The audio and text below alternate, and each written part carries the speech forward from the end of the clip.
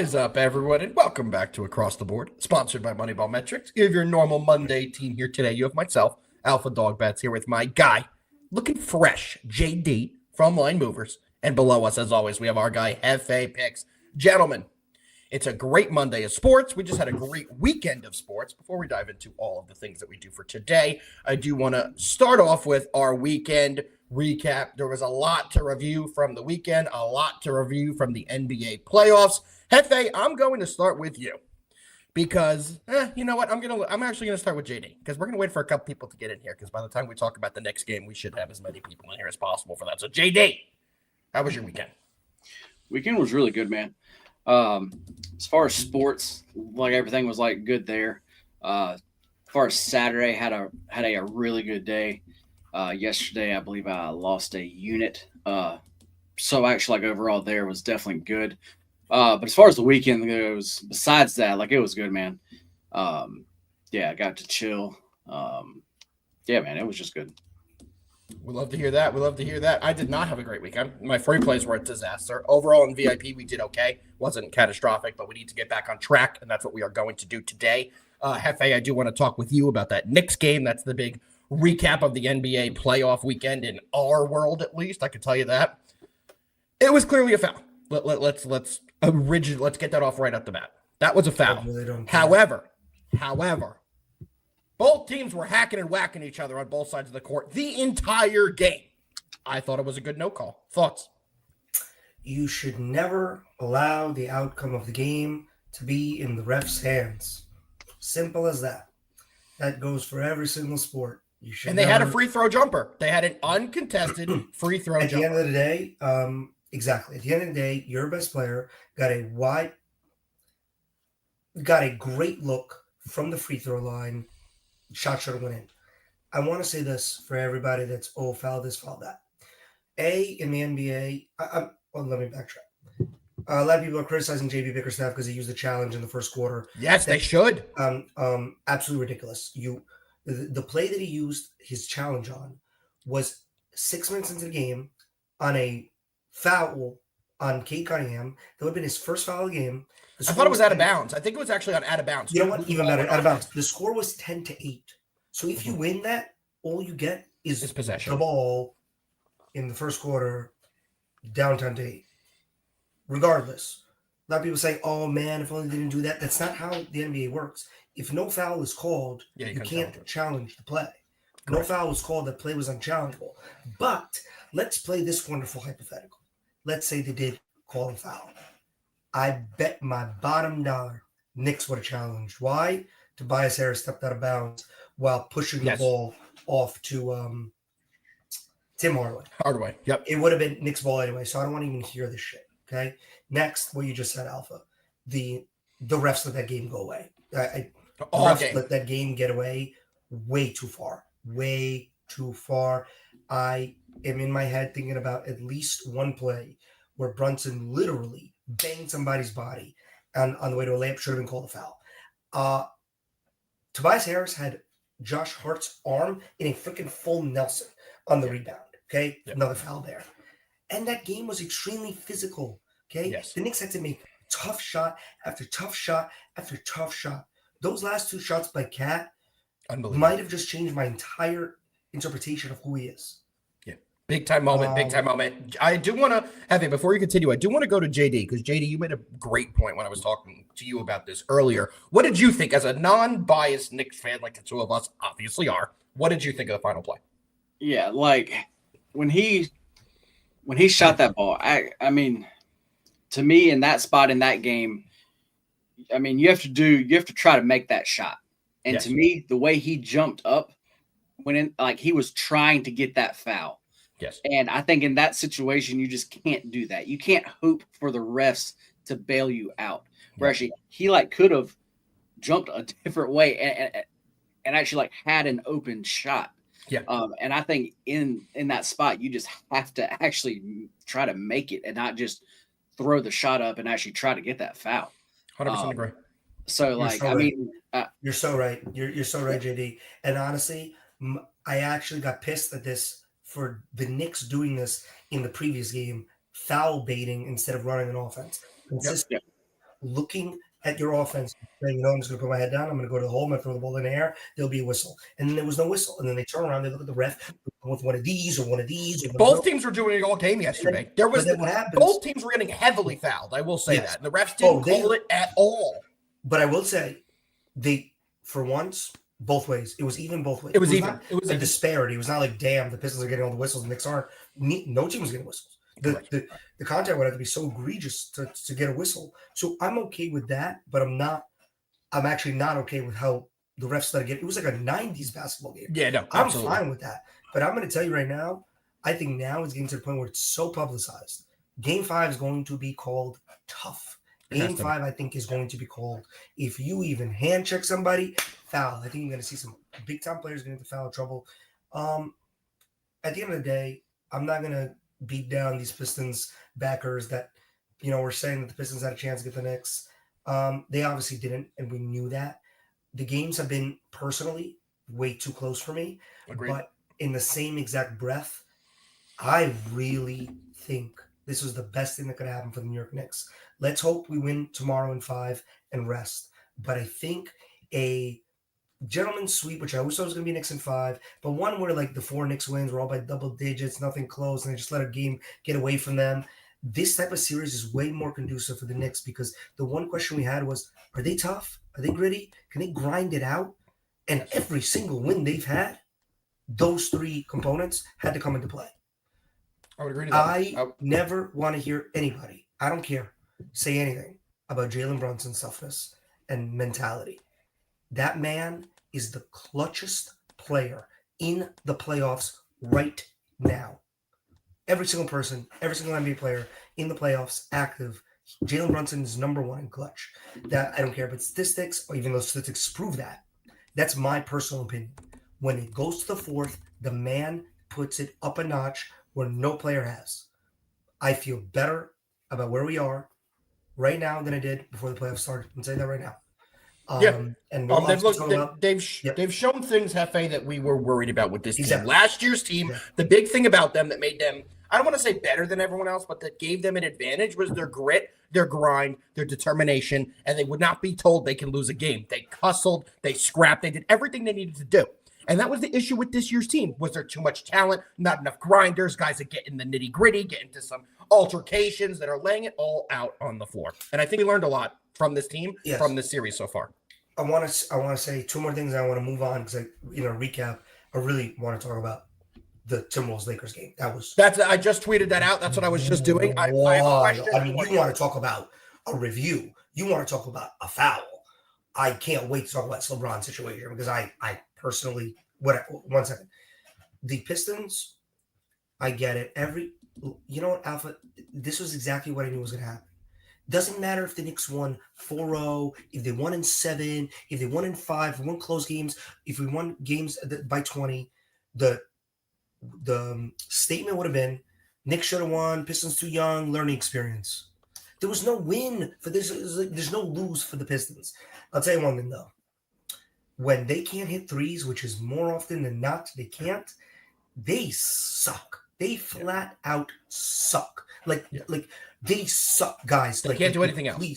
Please, stop with this Pistons talk. They're not a good team. Kate Cunningham is a good player, but he does not do enough, or he is not enough of an offensive threat yet to get everybody else involved. And when Malik Beasley can't make ridiculous threes, and Tim Hardaway can't make ridiculous threes, and Dennis Schroeder was going to get $70 million from some random NBA team next season because of this postseason that he's having, when those 3 players aren't playing good, and Tobias Harris actually plays like Tobias Harris and not a mutant version of himself, this team sucks. Yeah.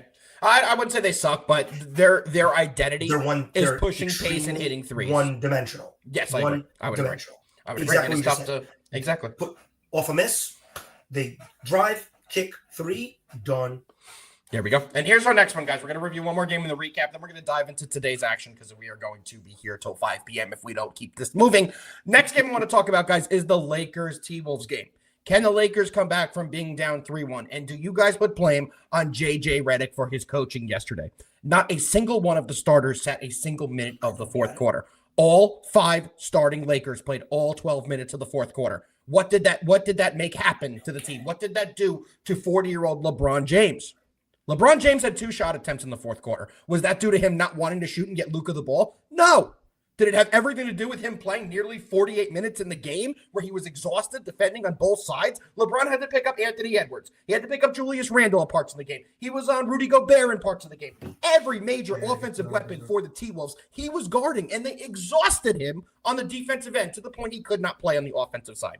There are guys on the bench for this Lakers team who I think needed to get minutes. Gabe Vincent has shown that he could win you a playoff game. He did it with Miami a couple of years ago, helped lead that team to a deep run. They have guys on the bench that should have gotten minutes. Do you guys think JJ's to blame? Hefe, I'm going to start with you. I have absolutely no idea what he was thinking. I'll be very honest with you. Nas Reed was cooking them. And you got he's not a stretch 5 by any means in Jackson Hayes, but he's athletic enough to stick with Nas Reed. I don't get it. And another thing, man, I don't even know how to say this take that I have. Luka really sucks on defense. Yeah.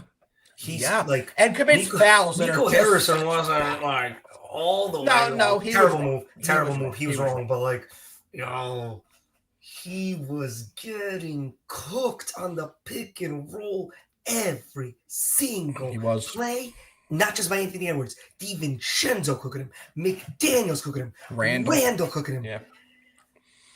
Almost to the point that, I in my head, I'm like, I get it, he's Luka, but dog, do something. He's still young enough. I think he'll get better. On the defensive end. I'll let JD chime in here, but I just want to. Joe made a comment about Joe. I wasn't saying Cade isn't a great player. I'm just saying he's one-dimensional right now. Yes, he had a triple-double, but they don't have anybody else. Yeah, but what was his usage? Hold on, let me pull this up here because I don't want to stay on this too long. He had a bunch of turnovers too, Knicks recap show. Tell me his He has the most turnovers of anybody in the playoffs. I think he had 7 turnovers in the game yesterday. Cade's been okay. I wouldn't say he's played well. I mean, no one around him has played well. The Knicks just swept them in Detroit.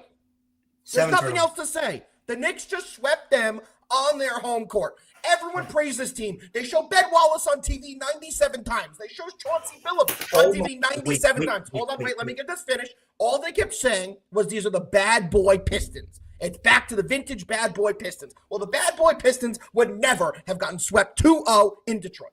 Period. Why is everybody hugging Jalen Rose in the middle of the game? I don't know that. I've seen that as well. Why do I see everybody hugging Jalen Rose, including Knicks players, in the middle of the game? I know. Please, for the love of God, stop. He never even played for the Pistons. I get it. Michigan guy, grew up in Detroit. Stop driving me effing nuts. I'm with you. JD, talk about the Lakers.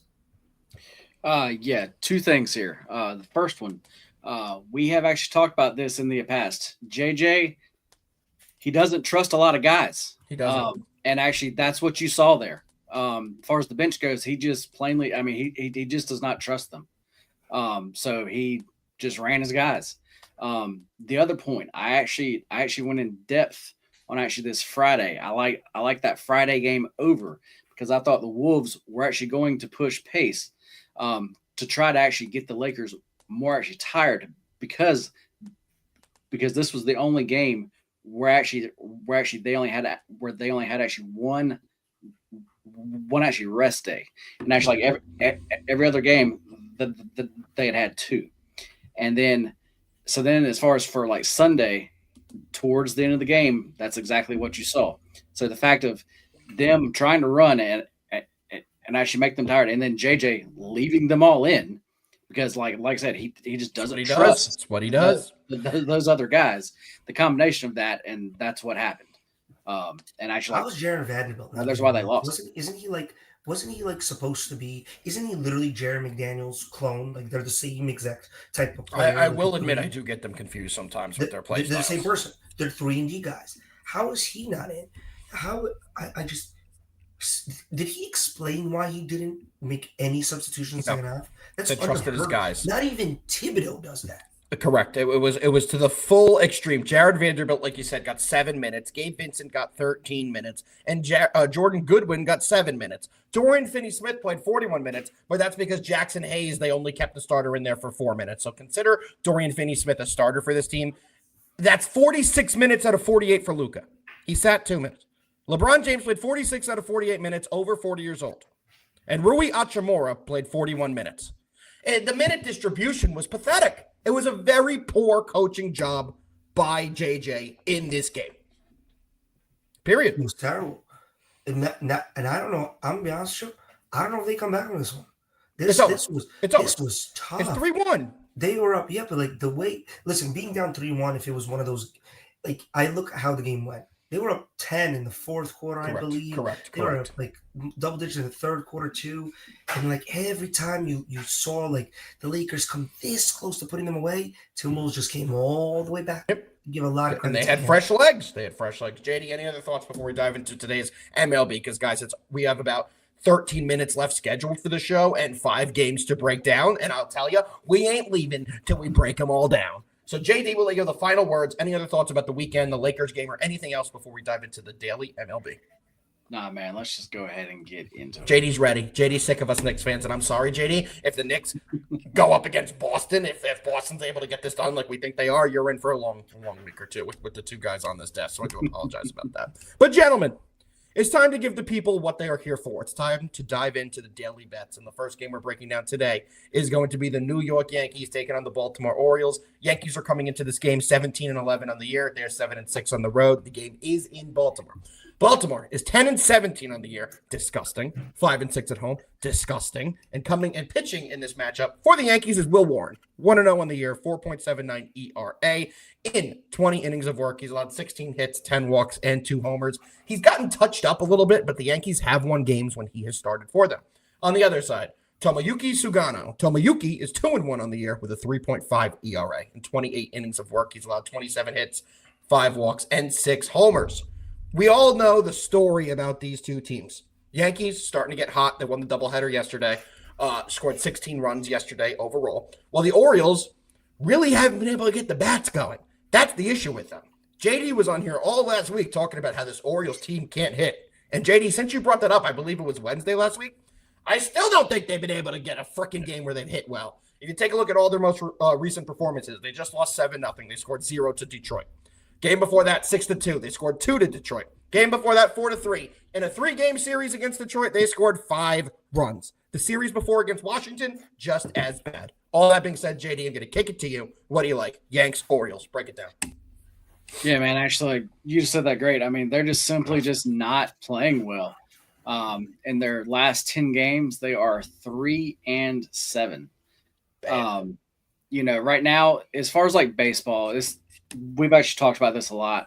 When teams are not playing well, you just keep fading them. And actually, like when actually teams are playing really well, you just ride them. If you can actually get on these actually trends actually when they start, you just keep on going here.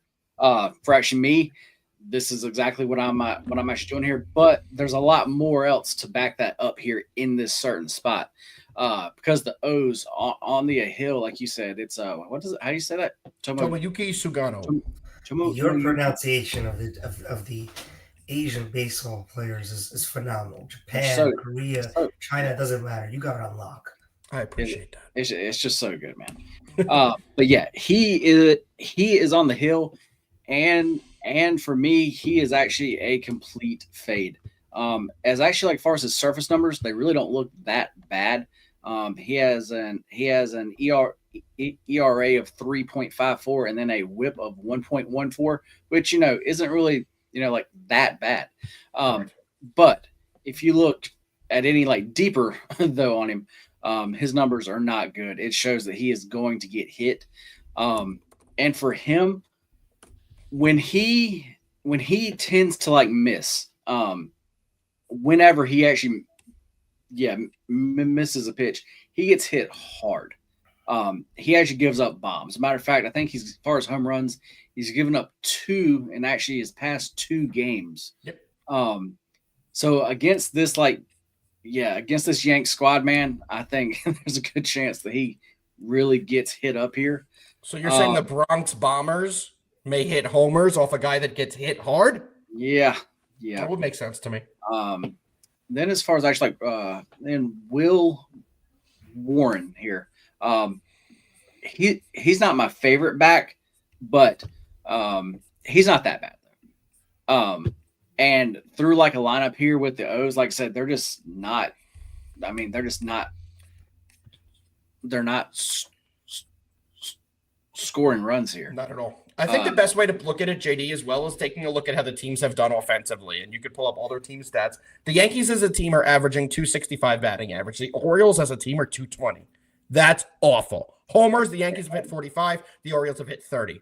15 homer gap is a huge gap there. Walks, the Yankees have taken 20 more walks. Strikeouts, the Orioles have even struck out more. Opponents' batting average, so how their pitchers have done. Opponents are batting 290 against the Orioles. Opponents are batting 203 against the Yankees. Every underlying metric for this Orioles team is terrible. So I agree with everything you just said there. Yeah. So give me the Yankees here. As far as actually VIP, they actually got this in at actually minus 118. Looks like you can get a minus 130 now. And I still would play that. Yeah, I'm on the same boat as you are, JD. Shocker, I'm taking the Yankees, but the Yankees are the much better team here. I know people are saying the pitching advantage is with the Orioles. I don't really see that either. People are saying Tomoyuki Sagano is going to get better as time. He's new in the league, right? He's probably a young guy. Sagano's turning 36 this season. He's an older pitcher. He's just finally made his way over to the MLB, and I don't think, with his age as the season progresses, I don't see him getting much better. I kind of think this is probably the best he's going to be with this ERA he has somewhat early in the year. He only has a 3.5 ERA. I think it's going to get worse, personally. Hefe, I'm all over the Yankees, minus 130. What you got? Wrong with the Yankees too, guys. You guys have broken this down to fine powder. Yankees are a better team than the Orioles. Orioles are playing.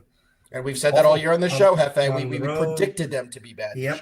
At home, they can't hit. They can't pitch. Speaking about that, I want to make a major announcement. I am moving Charlie Morton to my number one in my gas can ranking currently. Top 5. Wow. Oh, no. Number one at the top 5. No, he's in your top 5. He's overtaking Cal Contrail of the Marlins. Morton is 0-6 with an ERA above 10. To be continued later on this week. Let's not take up any more time in this game, boys. We are all on the Yankees side. Let's move to the second game we're breaking down. Another close line. We have the St. Louis Cardinals, who are 12-16 on the year. That looks okay. 4 games under 500, probably where you expect them to be, right? Then you take a look at their road record. The Cardinals are 2-11 on the road this year. Let me repeat.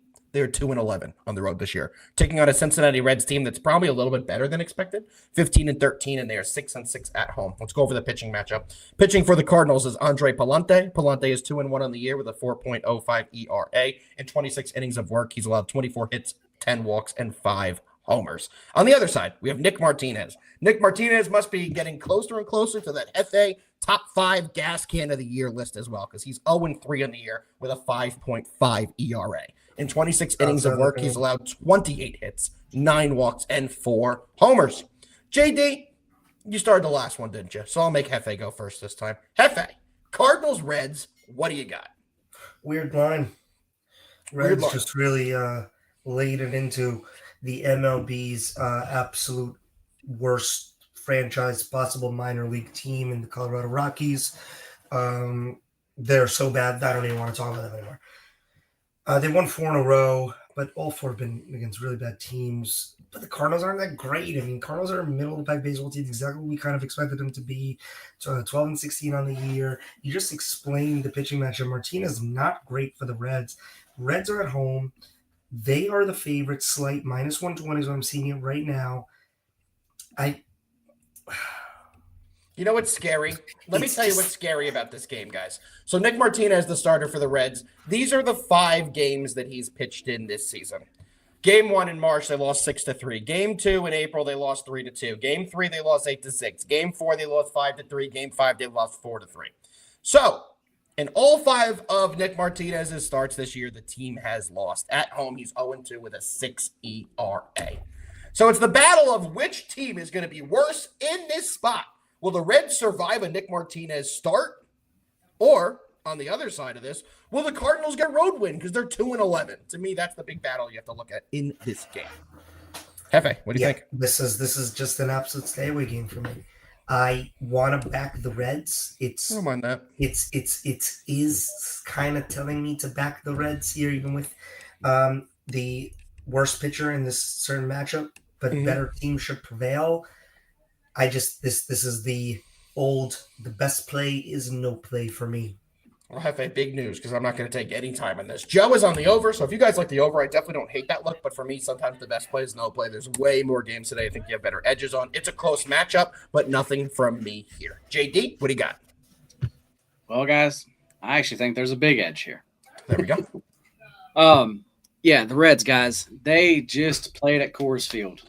And they are coming home, and they're playing tonight, and they're getting no rest. Whenever a team plays at actually Coors Field, that actually first game away from there, they normally don't hit as actually well. But then if you couple that with actually no rest day there also, they really do not hit well. And then today they're going up against a guy who gets ground balls. Like that's just what he does. So I think the Reds today, it's going to be tough for actually them to actually put up runs. So yeah, as far as the Cardinals here, I don't normally back them much, but this is a spot where I really, really like them. We actually locked this in at plus 112. Looks like you can still get a plus 102, which I would still play there. There we go. I like it. Let's keep it rolling, gentlemen. Final MLB game we're going to be breaking down today before we get into the NBA action is going to be the Detroit Tigers taking on the Houston Astros. Tigers are coming in 18-10 on the year. They've been fantastic at home, but on the road they're 5-7. So they've played 28 games and they've only won 5 of them on the road. On the other side, we have the Astros who are 14-13. They are home here and they are better at home. They are 9-6 on the year.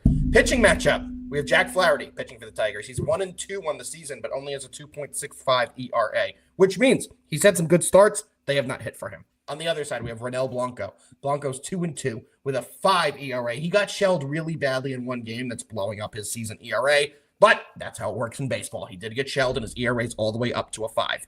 ESPN BPI has this game as a dead even, 50-50 for each team.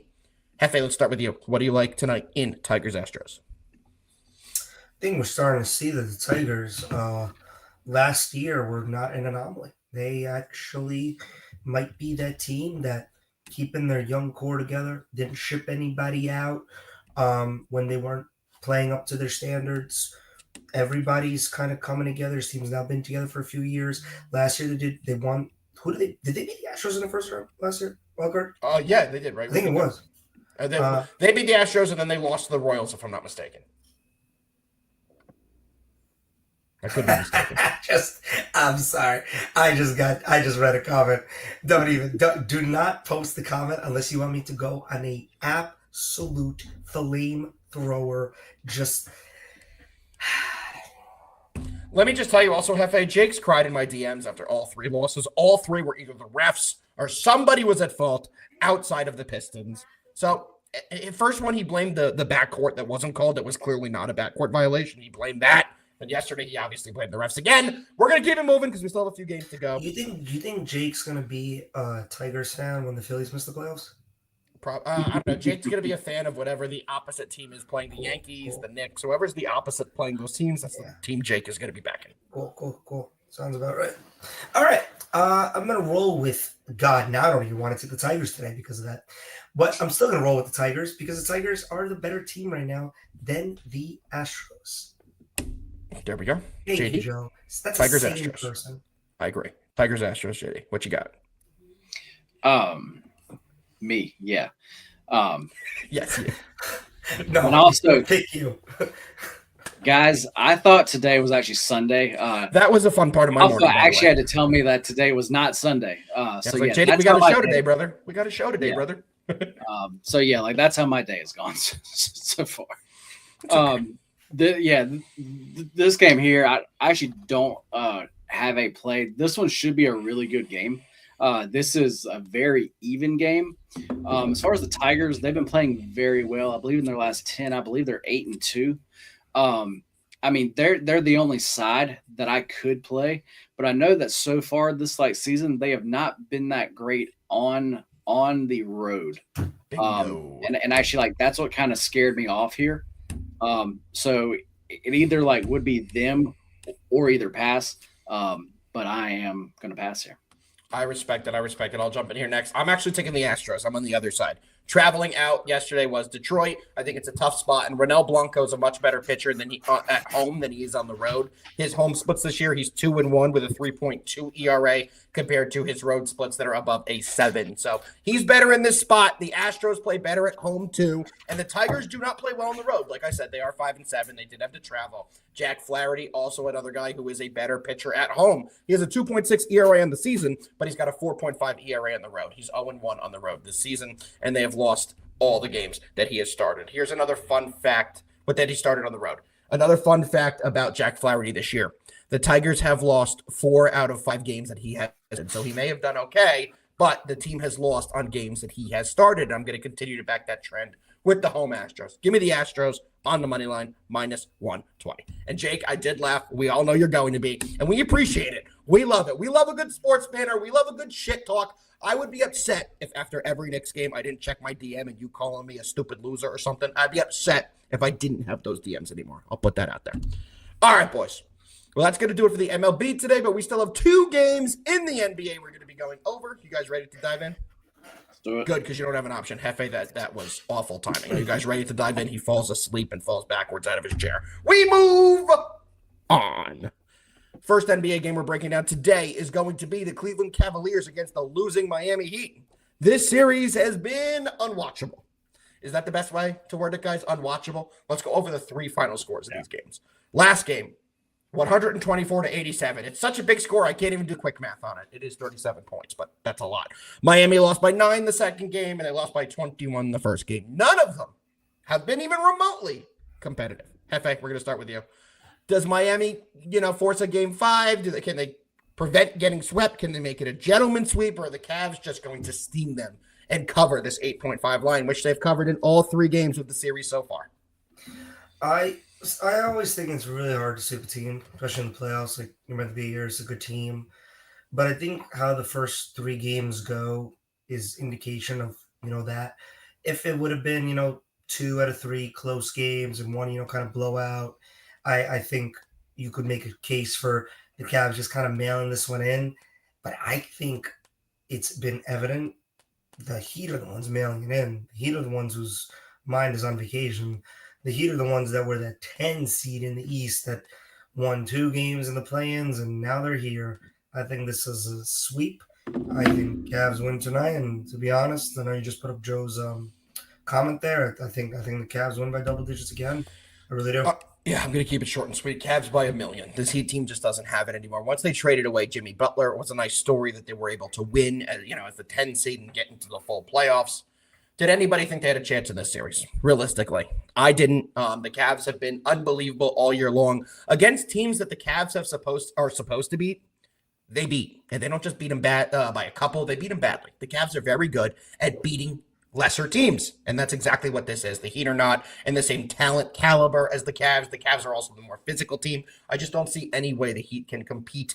Maybe, they're able to put on a big performance because it's a do or die situation. I don't buy it. Give me the Cavs -8.5. I think they win this game by 15 or more, just like they've done in 2 of the 3 games so far. JD, what you got? What's up, Phil? Yeah. Appreciate you, bro. What's going on, Josh? He's got a name. Yeah, Josh. What's up, Josh? I'm going to call you Josh. What's up, Josh? This one's simple to me. The Heat cannot stop the damn Cavs. They just cannot hold them down. What they've scored at least 120. I actually think in every single game here. Tonight being down actually 3-0, I don't see where that really changes here. As far as the total, totals actually every game, I've thought I've actually just been low. And actually this is another one here. Because the Cavs I think that they will know that they can win this like game here. But as far as on the defensive side of the ball, they really don't even have to play as actually hard because the Heat just cannot stop them. This like total. This is actually my favorite play of the day. I actually bet the over here. I actually bet it at 209. Let's see, it's up to 211.5, or actually 212, and actually some actually spots now. That was going to be one of my best bets of the show. With it moving 3 points, I don't think I can give that out. It's a big variance. It's a big variance. So yeah, that is a pretty big difference. But definitely lean. Well, yeah, like as far as over, like I'm like definitely on it, just not at this current number. So I will give you all a different best bet than actually this one. But if you can get this game live at that like 209 mark around there, I would definitely bet that to the over. There we go. What's the different best bet you're going to give out? Not this game, different game. No, yeah.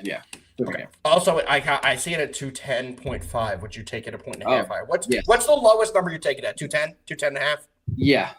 I mean, it's just hard for me to come here and say like more than that. Like, just I hate to give because you got such value on the other side. Yeah, I get that. I just like the actually ass end of the actual line move. I just hate giving that out. So, and also people, you can monitor that line. You're probably going to get some people who buy in on the under now because it's gone up a little bit, which could bring it back down. So if you guys do want that from JD, you already hear he does have a official play to his clients at the 209. You can monitor it. If it goes a little lower and you feel comfortable, you could take it. JD, I agree with you. I think we're going to see a ton of points in this game. Or either also, like actually Joe is saying here, if you just want to take the Cavs, actually like team actually total over, I actually also do not mind that one. Does it worry you that you think this game could be decided a 25-point game going into the fourth? It genuinely could. Miami could be fully checked out because 1, 2, 3, Cancun, time to go. Right. I could see them being fully mentally checked out of this game. The one thing that scares me is what if Cleveland empties the bench for the fourth quarter? You know what I mean? For a team total, because they bring in a lot of the guys, they start moving the ball, they're not really attacking the paint anymore, trying to get guys some shots that maybe haven't played a lot, who you don't expect to play in the future rounds. Do you think that's in play in this game, JD? Not with the Cavs. I actually, as far as the Cavs bench, I actually really like, and actually they can ball. I would agree. So if the bench does come in, those actually guys are gonna try to score. I mean, they're going to play. So yeah, there we go. We will have to see what this happens. But Joe put it perfectly. The Cavs have cleared this total 5 of 5 times they've played this year, including the playoffs. So I agree with you. The Cavs have a very deep bench. They should be able to get this. No problem. All right, boys, we got one more game remaining in the NBA, and to me, at least, it's the more exciting one. It's a series I'm following very closely, and I'm very intrigued to see how it does go. We have the Houston Rockets taking on the Golden State Warriors. Series is currently 2-1. Warriors lead. This is pivotal Game 4 in Golden State. The Rockets need to win this game to keep their season alive. Let's just be honest here, guys. You guys feel that way as well, right? In 99% of series, when you see a team go 3-1, you kind of anticipate that being a close. So for me, this is a really, really big game for this really young Rockets team.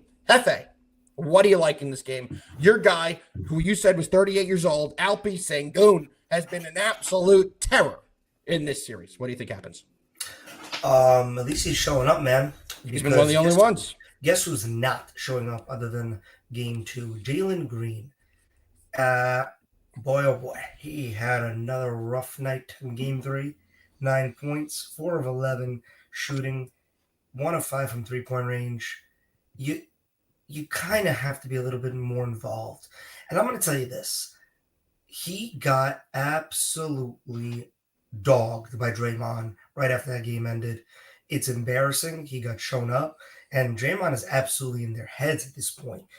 The others are flat out not playing well enough on the road either. Eason only 8 points. Steven Adams, 8 points.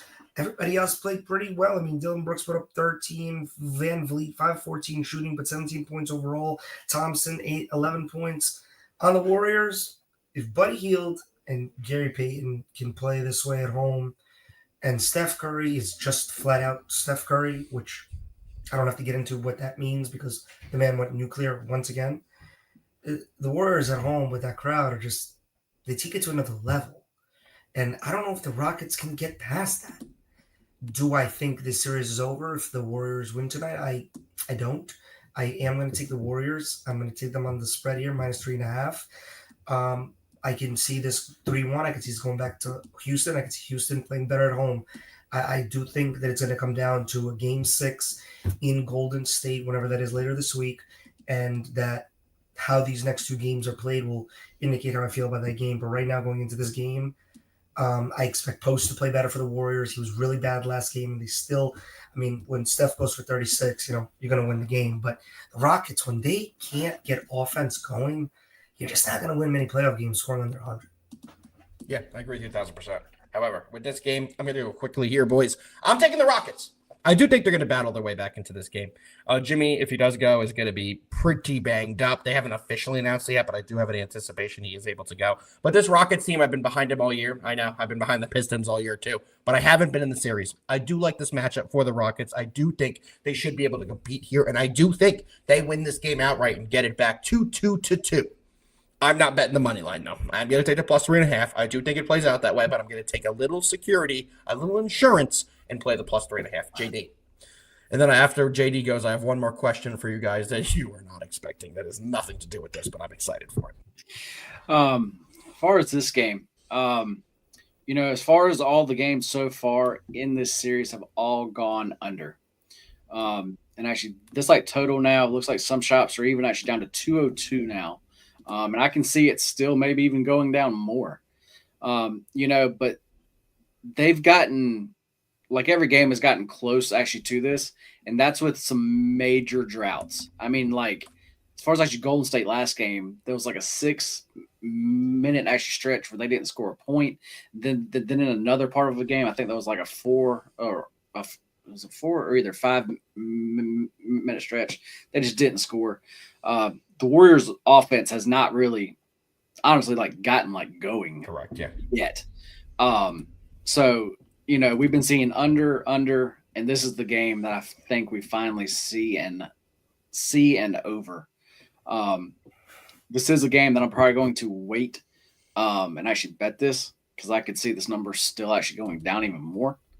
So yeah, that's what I. As far as the side, I honestly have no read. I respect it. Well, that's going to do it for the breakdown segment of the show, but I have one more question to ask the two of you because it's the hot talking point of the internet right now. And JD, do not check your phone because you will see the question because I did retweet it. Okay. The question is first for Hefe. You have to answer first. Who wins in a fight? 100 men or 1 gorilla? Go. Oh, I saw this. 100 men. It's all over. It's all over. I think I honestly don't. I get it. A gorilla could absolutely tank people, but I think if you just split it up 25, 25, 25, 25, if you do a countered approach where you have 25 people, east, west, north, south, the gorilla can't take all of that. And also, we have to talk about, if you really want to get deep into this is how deep I'm getting. What's the caliber of the men we're talking about? So I put in the tweet I just put out, I would take JD one-on-one versus the gorilla straight up. I would take JD to win that fight straight up. But we're going to say 21-year-old, a college frat. There you go. Oh, 21 college frat guys? I mean, do they have weapons? No weapons. There's okay, because if we can bring weapons, then the gorilla can bring a weapon. You can't do that. I think the first few guys are just going to be, sacrificial lambs. They're going to die within 2 seconds. Can I also just quickly say how fucked up of a country we are? Because I retweeted that and we are getting an insane amount of. But I do want to say that probably by guy 50, we got to start doing some damage to the gorilla. I think the whole point is you got to get the gorilla's leverage off. You got to get the gorilla on the ground. Joe. Really? I didn't know this. Did you know this? Joe, how deep into Reddit did you go? This is insane. Joe, I need you to dive more into the Knicks Pistons series also, than the gorilla Joe, series. At what point in the fight are you biting the gorilla? I feel like that's a bad way to go. I would. I'll tell you what I'm going for. I'm going for the eyes. Uh-oh. I'm going for you got to poke the eyes. You got to get the eyes poked. You got to blind. You got to stun the gorilla. Honestly, you got to do some wild shit, if you know what I mean. You got to get the gorilla where it hurts. I agree. JD, thoughts? This is something I haven't given thought to until right now. I kind of figured that. But now that I'm sitting here thinking about it, 100 guys, I don't think it matters. He can literally Okay, so like you're gonna have your first few guys going at him. He's literally gonna be like ripping arms off. Like I don't think people realize like how strong they are. Like he's literally gonna be ripping arms off. Then everybody else is gonna be like, whoa, fuck this, and fucking not even try. Yeah, yeah. I mean, if I'm doing this challenge and I'm in the 100 guys, I'm pushing towards the gorilla as number 100. I'm watching everyone go first. JD, I'm going to jump into this quickly because this is ridiculous, but the gorilla wins 99 out of 100 times, maybe 99.5 out of 100 times. I'm sorry. If a gorilla swings its big ass arm and just rips, that's like 6 people down per fucking. Yeah, no, I'm not getting involved in that. All right. Well, we had to get that in today because I just looked on Twitter and saw everybody debating it. So we had to get our takes on that as well.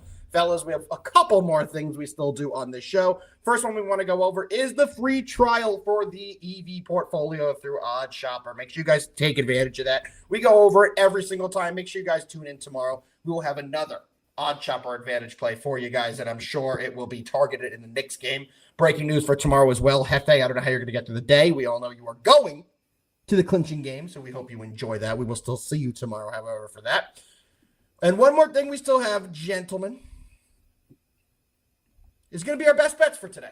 Best bets for Monday, April 28th. And no, you cannot pick JD to defeat the gorilla one-on-one for your best bet, because I tried to. Producers told me we can't do that. Hefe, best bets, what you got? I got 2 of them for this lovely Monday. And yes, tomorrow is going to be a wonderful show. Please come join us as I literally get myself together for the greatest night in MSG history. But for tonight, I like these 2 plays. In baseball, Yankees, we spoke about it. Orioles down bad. Good spot for Will Warren to look like himself. To get right.